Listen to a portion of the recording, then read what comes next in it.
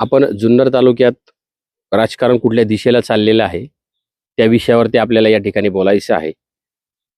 ज्या माणसानं जसा पक्ष स्थापन झालाय तेव्हापासून ज्या पक्षाची एकनिष्ठता त्यांनी स्वतः दाखवली, परंतु या वेळेला त्यांना किंवा त्यांच्या कुटुंबाला राष्ट्रवादी काँग्रेस पक्षाने उमेदवारी नाकारली.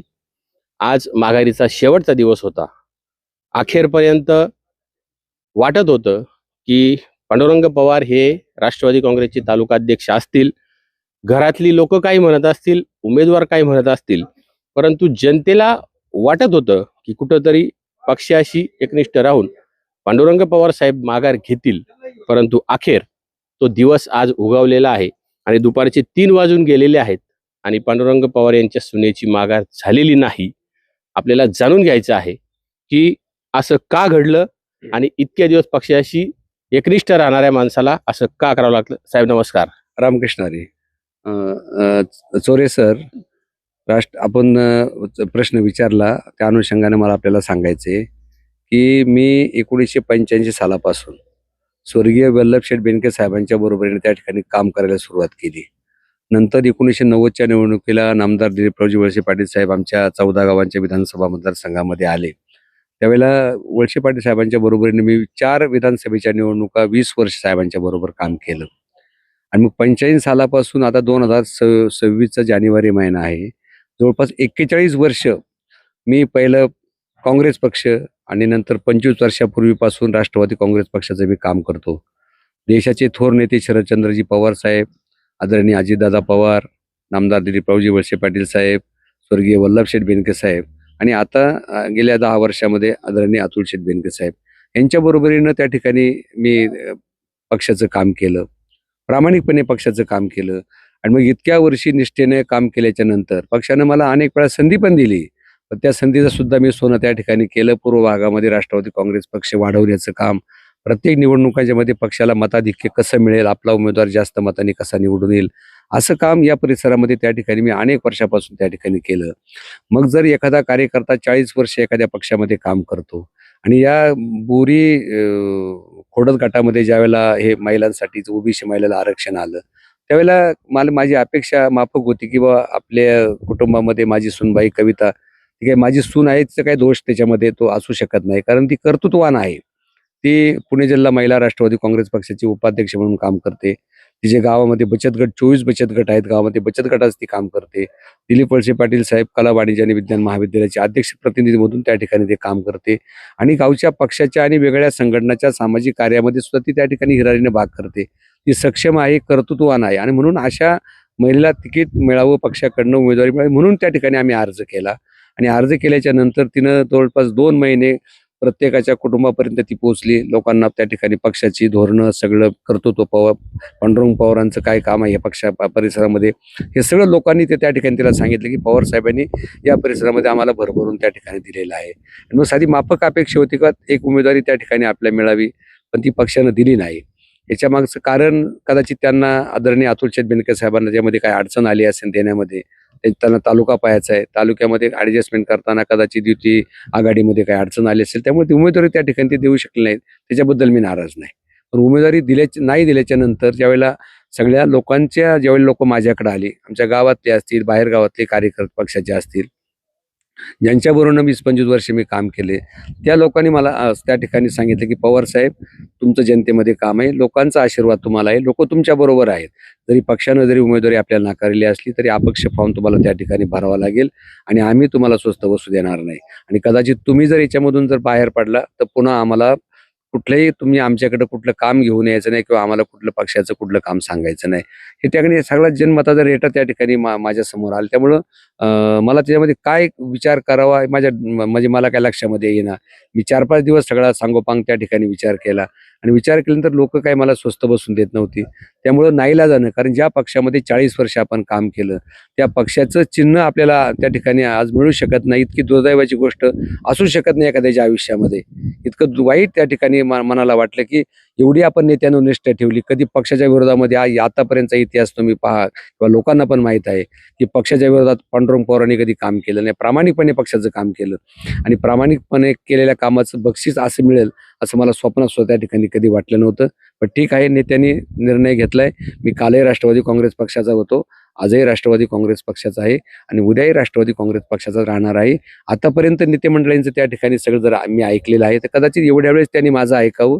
एकदा ही निवडणूक झाली का मी तुमचाच आहे. म्हणजे आता जनता संभ्रमात आहे. मग तुम्ही तालुकाध्यक्ष पदावरती आहात. आतापर्यंत घड्याळाच्या चिन्हावरती तुमच्या सहीने बी फॉर्म गेले असतील आणि आज तुम्हाला नाकारलंय तरी तुम्ही म्हणता मी राष्ट्रवादीचाच आहे. नाही, मी पक्ष बदलणार नाही. मी पक्ष बदललेला नाही. मला ज्या पिंड माझा जो ज्या पक्षात माझं आयुष्य गेलं किंवा जिथं मी वाढलो, जिथं माझ्यावर संस्कार झाले, त्या पक्षाचे विचार लोकांपर्यंत मी पोहोचले, त्या विचाराची प्रतारणा मला त्या ठिकाणी करायची नाही. त्या पक्षाची बरोबरच त्या ठिकाणी मला राहायचे. पण ठीक आहे, उमेदवारी नाकारली याचं दुःख तर नक्कीच आहे. पण राष्ट्रवादी काँग्रेस पक्षाचे या मतदारसंघामधले अनेक कार्यकर्ते हे माझ्याबरोबर आहेत आणि त्यांनी पण मला सांगितले की साहेब, ह्या निवडणुकीला आपण अपक्ष म्हणून निवडणूक लढू, पुढं आपण राष्ट्रवादी काँग्रेस पक्षामध्ये आहोतच आपण, त्यामुळं वेगळा विचार करायची गरज नाही आणि वेळ प्रसंग आला तर राष्ट्रवादी काँग्रेस पक्ष राजीनामा सुद्धा देण्याची माझी तयारी आहे. जर समजा पक्षाने आदेश काढला की राष्ट्रवादी काँग्रेसची तुम्ही बंडखोरी केली आणि तुम्ही राजीनामा दिला पाहिजे, तर तालुकाध्यक्ष पदाचा राजीनामा त्यांचा म्हणजे पक्षाच्या वरिष्ठ नेत्यांचा काय मला आदेश तुम्हाला येण्यापूर्वी थांबण्यासाठी बी वरिष्ठांनी कुणी सांगितलं नाही की आता तुम्ही माघार घ्या, थांबा? येण्यापूर्वी वरिष्ठांकडनं काही मला येण्यापूर्वी माझा त्या ठिकाणी राजीनामा गेलेला असेल. नाही, पण आज माघारी होती तुम्ही, आज अजितदादांच्या इतके जवळ आहात, मग तुम्हाला फोन वगैरे काही आला नाही का? मी अतुल शेठ बेनके साहेब माझ्याकडे आले होते. त्यांच्यासमोर सुद्धा मी त्या ठिकाणी भूमिका मांडली की साहेब, थोडी माझी पण अडचण तुम्ही लक्षामध्ये घ्या. मी जर आता समजा तुम्ही मला 2 महिन्यापूर्वी सांगितलं असतं, 1 महिन्यापूर्वी सांगितलं असतं किंवा 15 दिवसापूर्वी मला तुम्ही सांगितलं असतं की पवार साहेब, तुम्हाला तिकीट द्यायला आम्हाला अडचण आहे, आम्ही तुम्हाला तिकीट देऊ शकत नाही, तर तुम्ही थांबा, होतं मी थांबलो असतो. मी कार्यकर्त्यांना 15 दिवसामध्ये समजावलं असतं. पण तुम्ही अगदी फॉर्म भरायच्या शेवटच्या दिवशी रात्री 10:30-11 वाजता त्या ठिकाणी दुसऱ्या माणसाकडनं मला निरोप पाठवता की तुमची उमेदवारी नाकारलेली आहे. हे कितपत योग्य आहे? आज 2 महिन्यापूर्वी सांगितलं तर मी बस थांबलो असतो ना. मला काय निवडणूक लढवावीच किंवा निवडणूक लढवूनच काय पद मिळवायचं असं काही नाही. भरपूर त्या ठिकाणी मी काम केलं लोकांसाठी. पण हे आधी सांगितलं असतं तर अधिक बेटर झालं असतं. मी उमेदवारी माझी त्या ठिकाणी ठेवली नसती. पण आता लोकांनी सांगितलं की तुम्ही इतके पुढे गेलेले आहात. तुम्ही एवढा 2 महिने प्रचार त्या ठिकाणी तुम्ही केलाय. लोकांच्या घरोघर तुम्ही गेले, मिटिंगा घेतल्या त्या ठिकाणी जाऊन आणि मग आता लोक जर तुम्ही माघारी घेतले, लोकांनी आम्ही कोणच्याकडे जायचं मग? आम्ही कोणत्या उमेदवाराच्या पाठीमागे जायचं? म्हणून लोकांचा आग्रह जनमताचा इतका प्रचंड रेट आहे की त्या ठिकाणी मला माघार घेता येणं शक्य झालं नाही. उमेदवारी फॉर्म ठेवलेला आहे. इतक्या वर्षाचा राजकीय अनुभव आहे तुमचा. अपक्ष उमेदवारी ठेवणं आणि अपक्ष निवडून येणं, ह्या गणिताकडे कसं बघताय? कसं आहे चोरे साहेब, आपल्या तालुक्याला तुम्ही आता 1 वर्षापूर्वीचं उदाहरण तुम्ही बघा. तालुक्यामध्ये आपल्या तालुक्याचे आमदार आदरणीय शरददादा सोनवणे यांना पक्षानं त्यावेळेला उमेदवारी देण्यामध्ये काही अडचणी आल्या असतील, तर त्यावेळेला त्यांनी अपक्ष फॉर्म भरला आणि त्या अपक्ष फॉर्म भरून त्यांना रिक्षा चिन्ह मिळालं. मग जर जुन्नर तालुक्यामध्ये एखादी व्यक्ती अपक्ष विधानसभेला उमेदवारी अर्ज दाखल करीत असेल आणि रिक्षाच्या चिन्हावरती जर निवडून येत असतील, तर जिल्हा परिषद गटामध्ये ते अशक्य आहे असं मला वाटत नाही. तुमचं चिन्ह काय आहे? रिक्षा, ऑटो रिक्षा. म्हणजे तुम्ही पण ऑटो रिक्षा हे चिन्ह घेतलेलं आहे.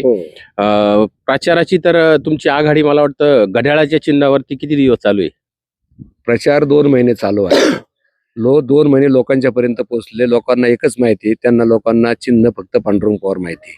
आमचं चिन्ह पांडुरंग पवार हे लोकांना माहिती. चिन्ह शिक्का कुठं मारायचा ते बरोबर मारणार लोक. बेलला राजुरी गटाचं तुम्ही प्रतिनिधित्व खूप दिवस केलेलं आहे.